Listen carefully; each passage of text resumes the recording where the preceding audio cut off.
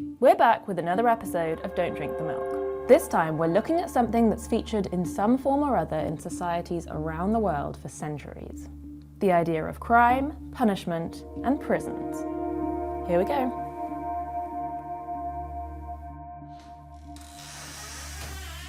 I want to take you somewhere. You might not have been here before, but some things will seem familiar. It's a place you've probably always been aware of, but you've never wanted to end up. Prison.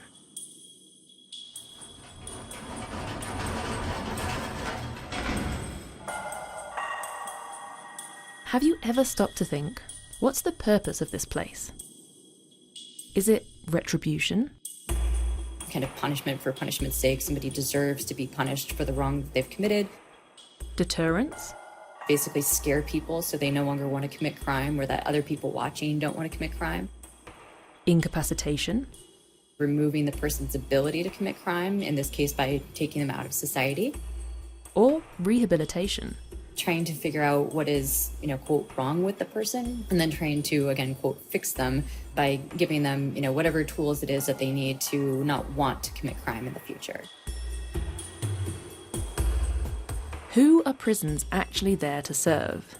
And in any case, what's the alternative? I'm Rachel Stewart, and this is Don't Drink the Milk, the curious history of things. Today, producer Charli and I are on the trail of prisons. When did we start locking people up? And is it time for a jailbreak? Chinese whispers. Telefono senza fili.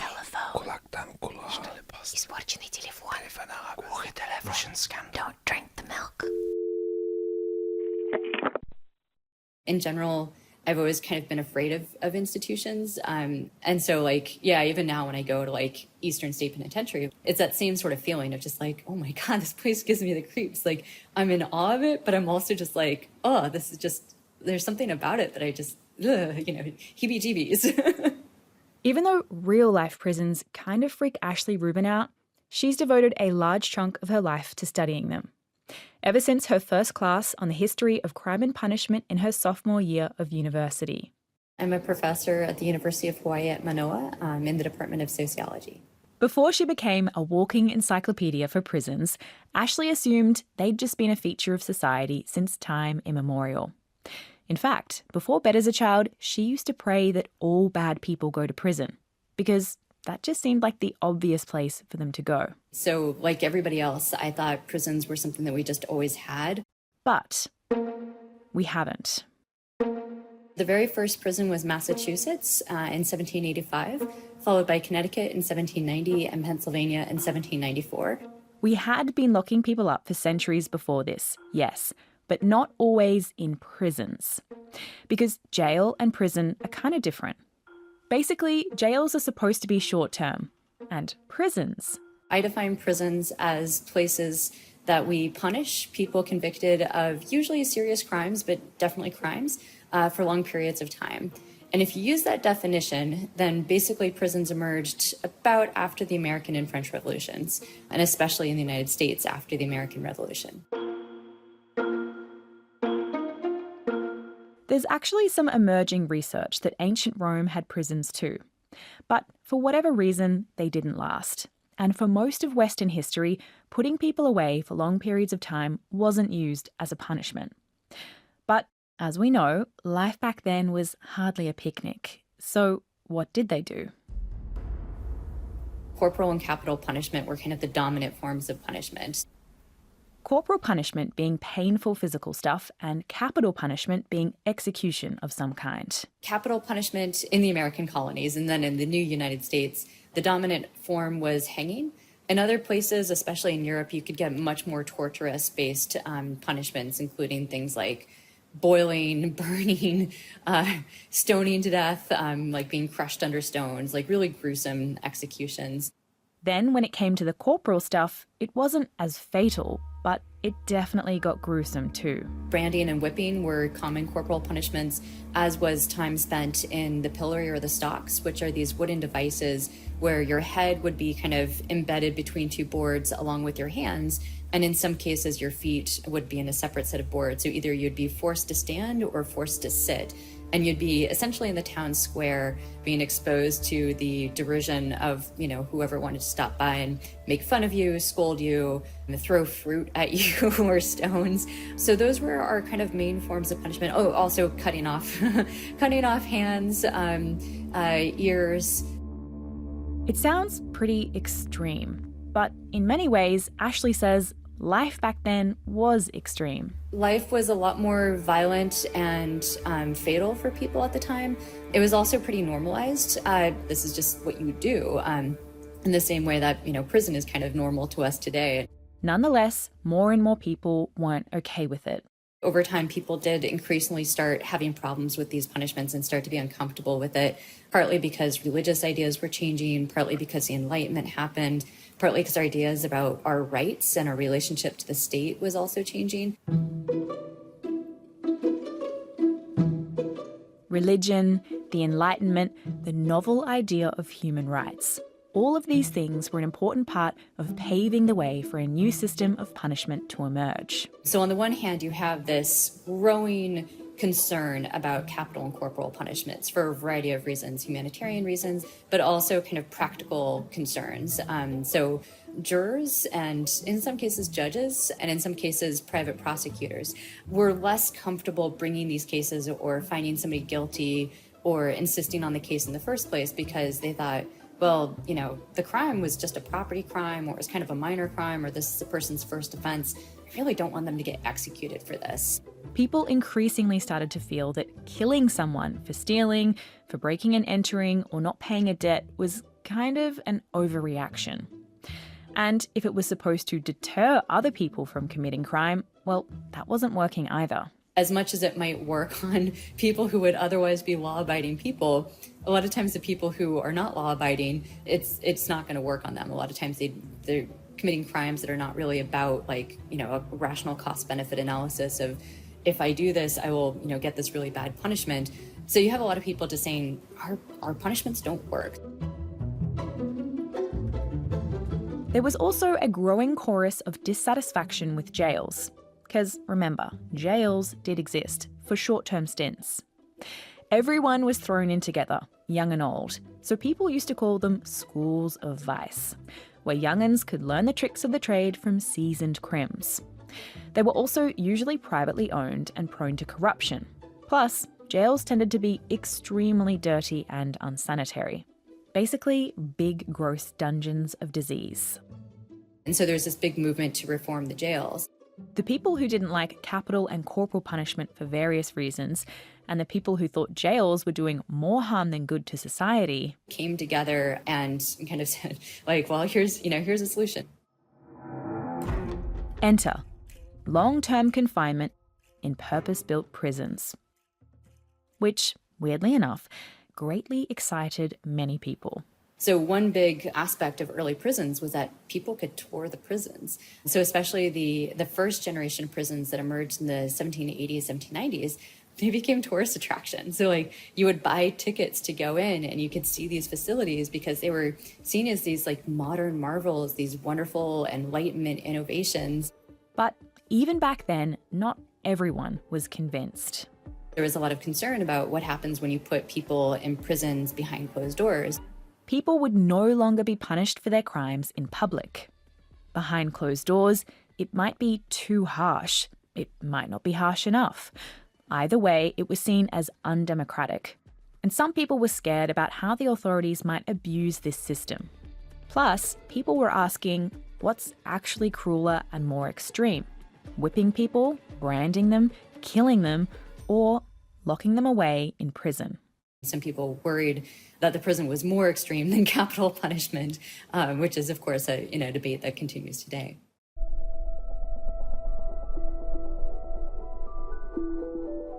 Of course, a couple of centuries later, neither capital nor corporal punishment have entirely disappeared. More than 50 countries still have the death penalty. But prison as a punishment has well and truly gone global. Every single country has a prison system. And around 11.5 million people are currently incarcerated around the world. But their realities can look very different. This prison is designed to hold the most dangerous criminals and extreme security threats. It's nicknamed the Alcatraz of the Rockies. Welcome to Bang Kwan Central Prison, Thailand's toughest jail. People still seem to be fascinated by prison, especially the different conditions in countries around the world. So how was prison in Dubai? My biggest issue with the jail and the prison is that it is not sanitary whatsoever. And it felt like it was 50 degrees in that cell. You know, the lights never get turned off. In Japan, prisoners follow an extremely strict schedule that starts at 6:45 a.m. and ends at 9 p.m. On the one end of the spectrum, there are the supermax security mega prisons you have in places like El Salvador, where more people are imprisoned per capita than anywhere else in the world. 40,000 men in one prison complex, 80 of them crammed into one cell, forced to sleep on metal bunk beds without sheets, pillows or mattresses, and subject to either artificial light 24/7 or complete darkness in solitary confinement. And on the other end of the spectrum, you have the open prisons, made famous by Scandinavian countries like Norway. These are all prison cells in different Nordic countries. They are nice, clean, and tidy. I wouldn't even mind living there myself. People inside aren't hemmed in behind barbed wire fences. They can garden, cook with real knives, have jobs, hobbies, and take part in comprehensive rehab programs. There's a fair bit in between, of course, but in general, it's fair to say that the state of global incarceration is not good. From England, Belgium and France to Cyprus, Sri Lanka and the Congo, prisons far and wide struggle with overcrowding and understaffing. Most prisons are places of endemic violence, substance abuse, poor mental health, and chronic disease. They're also sites of stark racial inequality. In Australia, First Nations people make up 33% of the prison population, even though they only make up 3% of the general population. Move on over to the US, the birthplace of the modern prison, and things are not much better. Black people are incarcerated at a rate nearly 5 times that of white people. It's also home to the world's largest prison population. There are nearly 2 million people locked up in the US, which costs American taxpayers billions of dollars every year. And if one of the main goals is to reform people, the return on that investment is pretty low. In the US, the latest stats show that 66% of people released from prison are rearrested within 3 years, and a massive 82% are rearrested within a decade.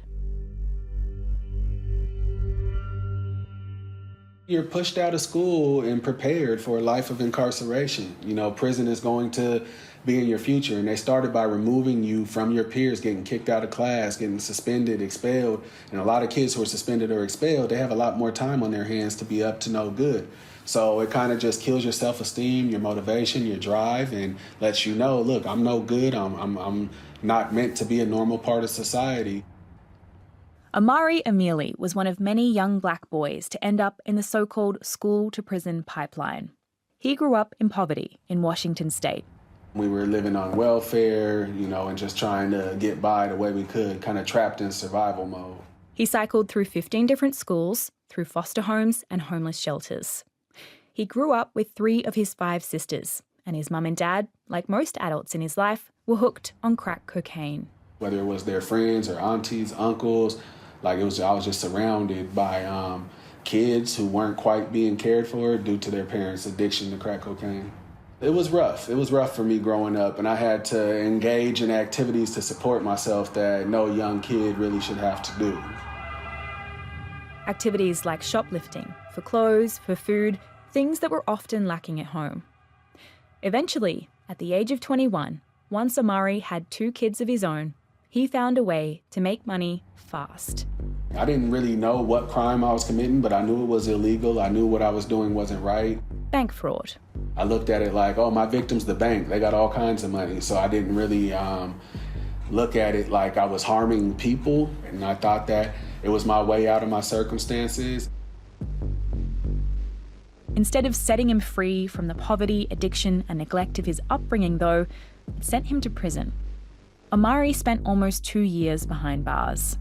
It's the worst environment you can imagine. You know, you're stuck, you can't leave, you can't see your family, can't hug your mom, can't hug your kids, eating the worst food in the world. You know, there's just constant worries about your safety and well-being. You never know what's going to happen inside of there. So you're kind of on edge, feel like you got to protect yourself. Like, prison was horrible, you know, just like it's designed to be. Omari remembers feeling bored, scared, and depressed. There was an us versus them mentality between guards and the people incarcerated, and there was little talk of well-being and rehabilitation. I don't feel like I was treated like a human being at any stage. They put negative labels on folks like criminal, convict, felon, murderer, rapist, identity thief, you know, all these things, because then they can justify the things that they do to you. If they look at you as a human being, it's hard to justify putting someone in a cage and telling them you can only come out 1 hour a day and, you know, you don't really have access to showers every day. You know, we're going to take your visits away from you, or we're going to take your phone calls away from you, where you just have no communication with the outside world or your family. Like, it's hard to do that to people that you see as human beings.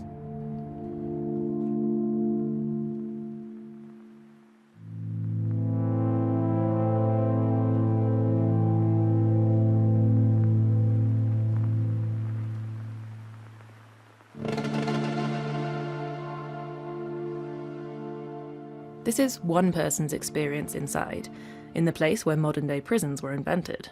But is there a way to do prisons without stripping people of their humanity? After the break, this question takes us to the other side of the Atlantic. This month on Past, Present, Future, the History of Ideas podcast, we have a new series on the history of bad ideas. Why do bad ideas take hold of not bad people? What harm do they do, and how can their grip be loosened? From modernisation to the idea of the silent majority, from Nobel Prizes to the steady-state theory of the universe, what happens when ideas go wrong? Past, Present, Future with me, David Runciman, twice a week, wherever you get your podcasts. 7 a.m. Berlin. Olaf Scholz is getting on the plane. I'll be on board as well, and I'll brief you at Berlin Briefing. Berlin is right in the middle of the global tensions of our time. Between East and West, autocrats and democrats, Germany's whole system is under stress. Politics is getting angry. We break it all down with experts and political players. And we decode what it means for you. It's all in our new podcast, Berlin Briefing. Listen on all platforms. Okay, we're nearly there. It is weird that we're walking through the woods to a prison. It's dark and cold. Are you getting penal vibes yet?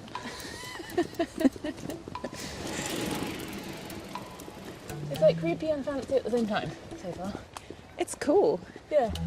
There's some bars in the windows upstairs. Oh, yeah. Well, this is the fanciest prison I've ever seen. It is indeed fancy. Hi. Oh, yeah. We're looking for the Fallon. Are we? Oh, we're in the right place. Great. Thank you. Thanks. The booking is for Charli Shield. Do you have a passport? Yeah. Yep, you heard that right. We're checking in to prison. Well, sort of. The Fallon Hotel in Alkmaar in the Netherlands used to be the Schutterswei prison, which closed in 2013. Some of the hotel rooms have original cell doors. The pipes running along the corridors and bars on the windows give it that authentic feel. And apparently one of the country's most notorious criminals was imprisoned right here. What was his name? So his name was Willem Frederik Holleder. He was a Dutch gangster. Ooh. So he was sentenced to 11 years imprisonment for his involvement in the kidnapping of Ginneken president Freddie Ginneken for a 35 million ransom. As in the beer company? This is like such a Dutch story. That's true. This is not even the only prison hotel in the Netherlands. Many old prison buildings have been repurposed here as hotels, cultural centres, or temporary accommodation for asylum seekers. Some of the buildings are actually pretty cool. One reason for shutting down the old prisons was simply an effort to modernise and streamline facilities. Older, smaller buildings are less efficient to run. But there was another reason too. The Dutch prison crisis. A shortage of prisoners. Criminal shortage leads to near-empty prisons in this European country. Why are there so few prisoners in the Netherlands? The Netherlands is one of the few countries worldwide to see prison populations fall in recent years. Between 2005 and 2016, prison rates dropped by nearly 50%. It has since increased slightly, but remains comparatively very low. So, while other countries have prisons filled way over capacity, how did this small nation in northwest Europe buck the trend? Well, crime rates did fall in the country too, but there's more to it than that. How you actually define crime will affect how many people end up behind bars. Take drugs, for example. The Netherlands has some of the most relaxed laws on drug possession in the world. So someone who would end up in prison in, say, the US, might not end up in prison in the Netherlands. Then, once you've defined the crime, you settle on a suitable punishment. In the Netherlands, that's often meant community service or a fine, rather than prison time. And even when prison time has been handed out, the sentences have traditionally been pretty short. Hence, fewer people locked up at any one time. Back at the old prison hotel, we find we're not the only ones here who are really interested in the hotel's former identity. We spot several Dutch tour groups being taken around the grounds. I don't understand that they're doing this. When I go to an hotel, I go to a nice hotel with a bubbleblad and something like that. But I understand that normal people, they never come in this world. That's exciting for them, but not for me, of course. Edith Levering is one of the tour guides here. She tells us that she'd much prefer to stay in a nice hotel with bubble bath rather than a renovated old prison like this one. That's because she actually used to work here when it really was a prison. She's also worked in many other prisons around the country as a social worker, and she thinks that Dutch people often have a rose-tinted view of what it's like to be incarcerated in their country. They think it's like a hotel. You get your food, you get your clothes, you get your everything, but that isn't, because you cannot say anything about your own will. You cannot open your own door. You cannot go outside when you want. You sit and wait. That makes you, I don't know the word, afhankelijk. Complete afhankelijk. We look the word up. It means dependent. There's very little free will when you're locked up. That's kind of the point. Prison, even in the Netherlands, is no hotel. So, all right, welcome to the law faculty. Yeah, we've had a little look around. It's really nice. So can I get you anything to drink? We've come to the Criminology department of Leiden University, about an hour from Amsterdam, to meet with Esther van Ginneken. She spends lots of time in Dutch prisons. And how many have you visited? I've visited all the prisons in the Netherlands. What's your favourite? She researches what she calls the prison climate, basically the conditions and atmosphere, what life is like for people incarcerated there. As we know, there's a big spectrum of what life on the inside looks like around the world. So, what might we actually expect inside a Dutch prison cell? Yeah, it has 2 beds. Then there's a shower in the cell as well. In many facilities these days, everyone has their own phone in the cell. And there's always a desk with chairs and sometimes like a microwave and a kettle to boil water. And then they sometimes decorate their cells in very nice ways, and they can have a bird in their cell, which they sometimes do. A bird? A bird. That's their only pet. I'm wondering if they're allowed to have fish, but I've only seen birds. I think the Netherlands is probably known to have a pretty humane prison system, which probably has to do with the good relationships that people incarcerated tend to have with staff, for example. So staff are very enthusiastic and passionate about their jobs. And so I do also come away from prisons often feeling quite inspired and grateful that we have people working in these prisons that actually feel so strongly about making the day a bit better for people who are incarcerated there. One potential function of prison is rehabilitation, and Dutch prisons take this pretty seriously, offering counselling, education opportunities, vocational training, basically preparing people for life after prison. The idea is that this will benefit both them and society. I think actually prison can be an important ground for change, also sometimes for positive societal change, because, well, it's funny to say maybe, but it's a captive audience in a way. And it's sometimes when people have very chaotic lives on the outside, actually prison can offer that opportunity for change because people are less distracted. For people with substance abuse problems, those in abusive relationships, or caught up in a life of crime, Esther believes that prison, at least Dutch prison, can kind of break the cycle. Prison, in a sense, can make it easier to reach those people, to proactively provide that help.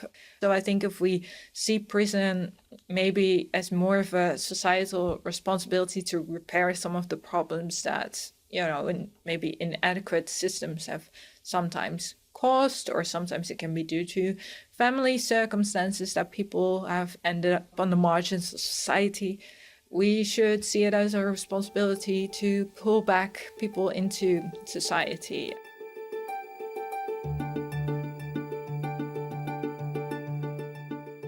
Measuring the success of rehabilitation is really difficult.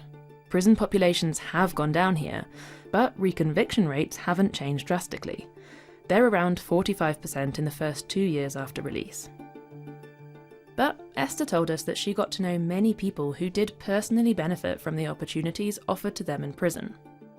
However, something's changing in the Netherlands. The Netherlands looks set to have its most right-wing government in decades after a deal was reached. Dutch society and politics have seen a strong swing to the right, and Esther says this is already having an impact on their prison system.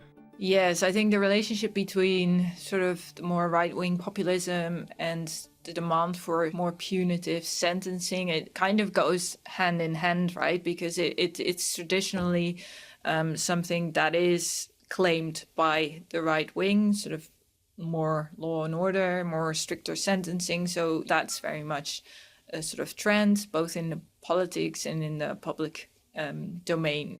As the political landscape changes, sentencing is increasing. Recently, Dutch prisons have also been struggling with staff shortages, which means that people incarcerated there are cooped up for more hours of the day.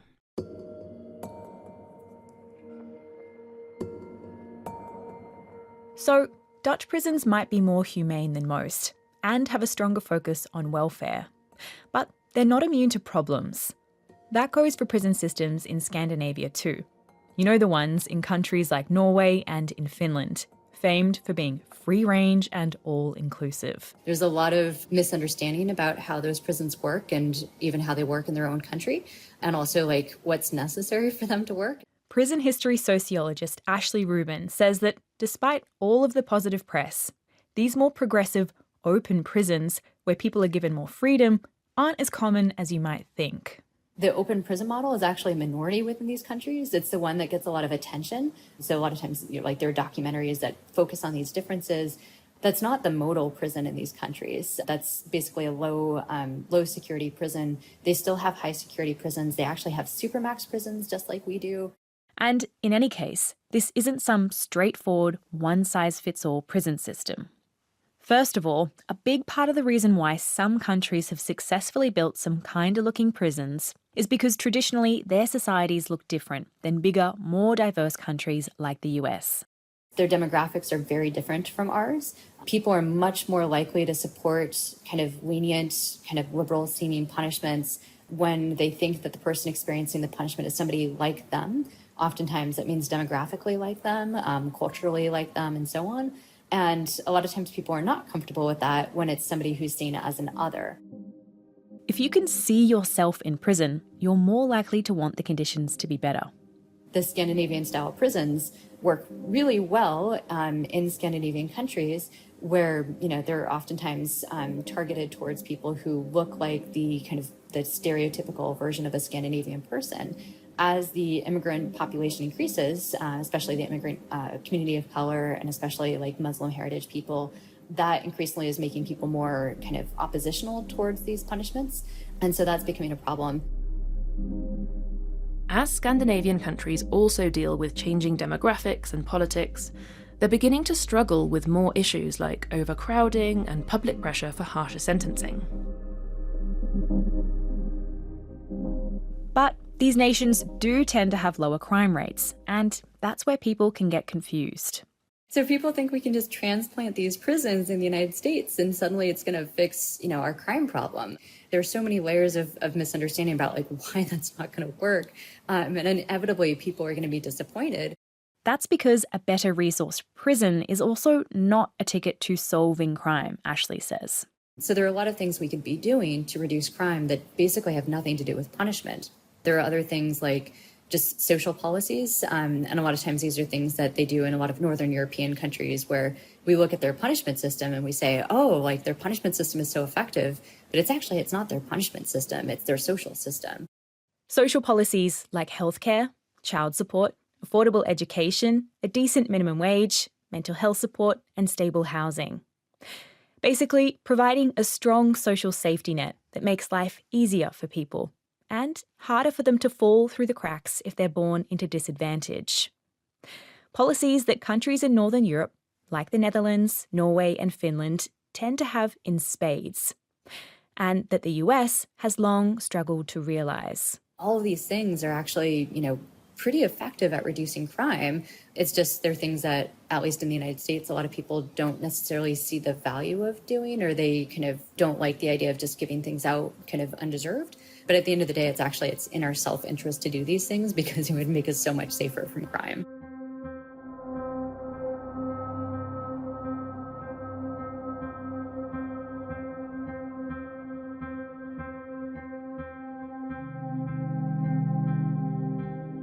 There's also another more radical argument for why prisons aren't helping make societies safer.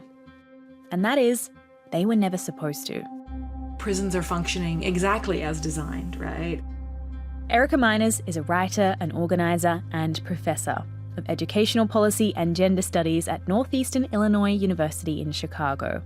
And she's a prison abolitionist. I have been working for about 20 odd years, 25 years, 30 years. When you're old, the years fade away as an abolitionist. Erica thinks the problem with prison is more than it being a broken system or just an ineffective way to reduce crime. It doesn't act as a deterrent, is not a public safety strategy. And at the same time, I would argue, and many would argue, that actually prisons and the criminal legal system and this sort of tough on crime framework is actually functioning precisely as designed to kind of support an economic, racial, social, political agenda.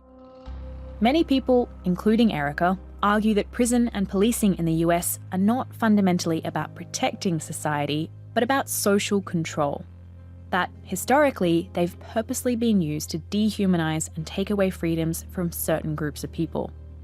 People who might challenge the status quo, like black people and people who are poor.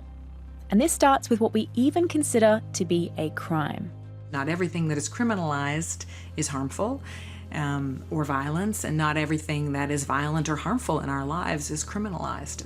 We all want stronger and safer, classrooms, neighbourhoods, houses. And the project of criminalization, of state kind of force deciding what counts as harm, has often worked, against that. Erica points to a history of racist laws and discriminatory policing in the US. We have histories of the black codes, for example, or laws that specifically targeted and criminalized black folks, for things that white folks could do, whether it was, curfews or loitering, right? We still have charges of things like lewd and lascivious behavior charges levied against, LGBTQ people for making out in public, right? Those same laws would be not levied against non-heterosexual or non-queer people. There were also laws criminalising black people for gathering after dark and selling crops without permission from a white person. These codes were taken away with the Civil Rights Act of 1964. But then, Erica says, mass incarceration ramped up.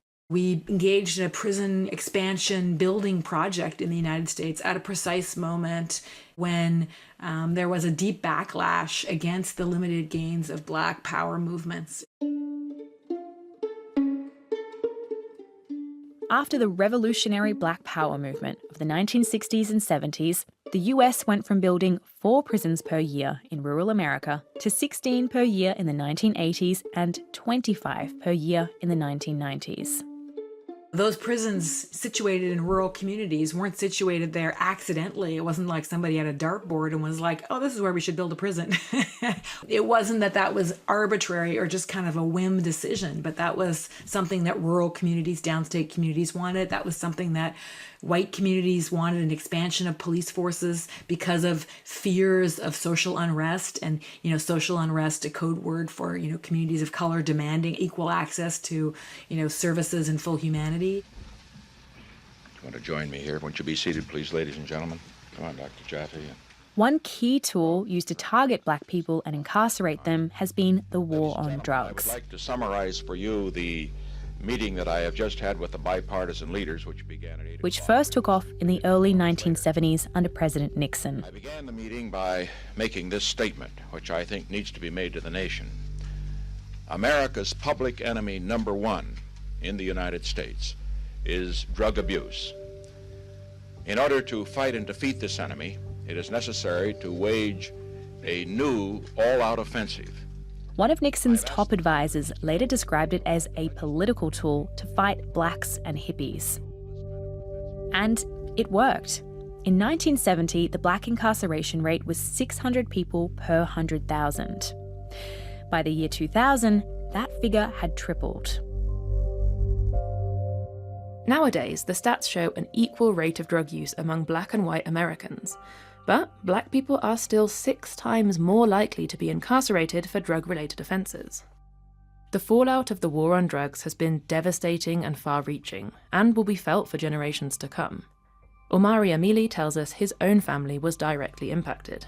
The war on drugs was actually a war on Black people. They weren't fighting the drugs and addiction and trying to get rid of it. What they were doing was they were locking away a bunch of people. So the introduction of crack cocaine, it deteriorated households and it led to a rise in the prison population. The way Omari sees it, mass incarceration is essentially a way to pick up where slavery left off. Today, America's 13th Amendment forbids slavery, except as a criminal punishment. Once slavery ended here in this country, incarceration was a way to get people back into slavery. Like, slavery was abolished in America, but not fully. There's people developing a lot of commercial products, license plates, furniture. That, to me, that's what it's all about. That's what mass incarceration was all about, is exploiting that loophole in the 13th Amendment that abolished slavery and re-enslaving people. This isn't happening to like suburban white kids. It's happening to inner city Black and brown kids.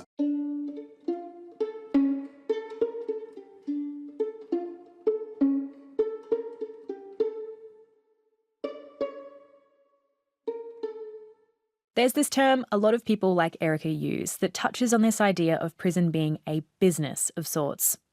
The prison industrial complex, it's called. It's the idea that prison does not address societal problems. But it's become such an enormous money-making entity for so many industries and businesses and political groups that they have a vested interest in keeping those prisons full. So what if we had a world without this? What if we just got rid of prisons?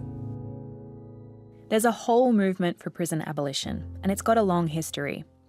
It essentially opposes the idea that prison should be an inevitable, permanent feature of society.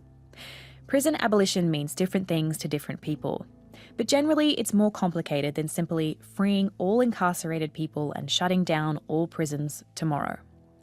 For Erica, it's kind of a philosophy about how to reduce the need for prisons, how to reimagine what we're doing from all angles to create a safer place to live. Abolition is simply, what do we need to dismantle, get rid of, but what do we need to build? And I think there's this idea that abolition is some far-flung horizon or some utopian pipe dream. But instead, I think it's the practice that we engage in every day as we work to try to build stronger and safer communities. We work to try to dismantle the policies that are harmful. We work to try to change our own sort of internalized logics about what makes us stronger and safer, and also what we build on our block, in our families, how we parent differently, how we respond to conflict and harm differently, how we build more free lives for all where no one, is seen as disposable.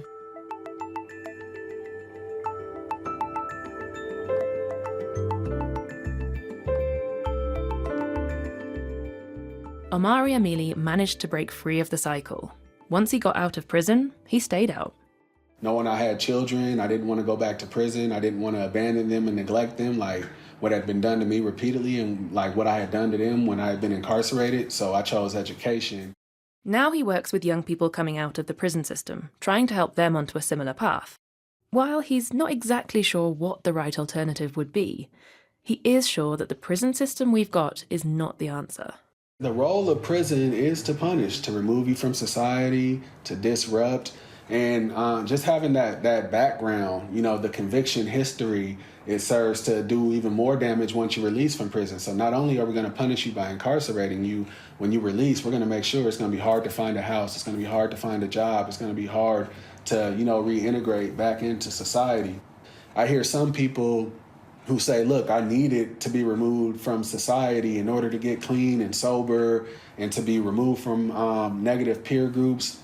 But I always challenge them, like, what else could have been done?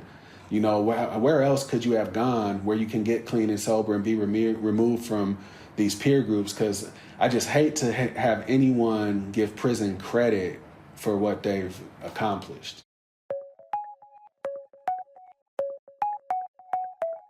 Back in the Netherlands, Esther van Ginneken believes that we should avoid imprisonment whenever possible. I think it's always worthwhile searching for alternatives that are less disruptive, because imprisonment very often is very disruptive. People lose their jobs, lose their housing.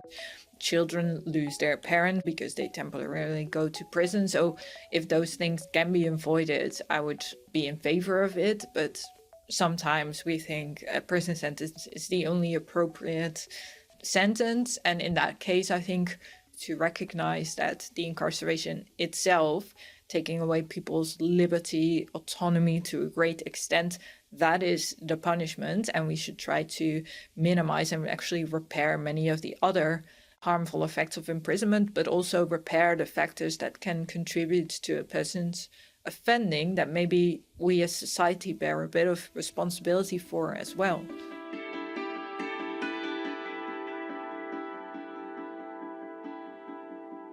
Ashley Rubin wouldn't describe herself as a prison abolitionist.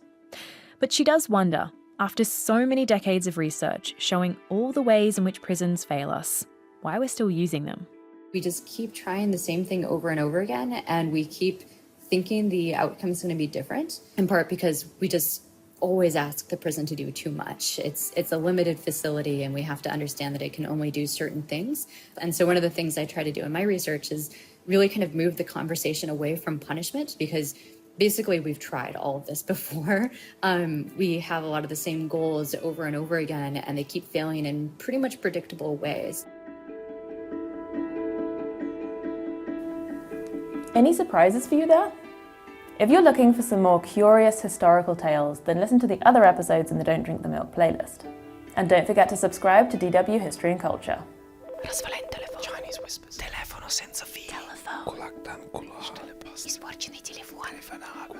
Russian scam. Don't drink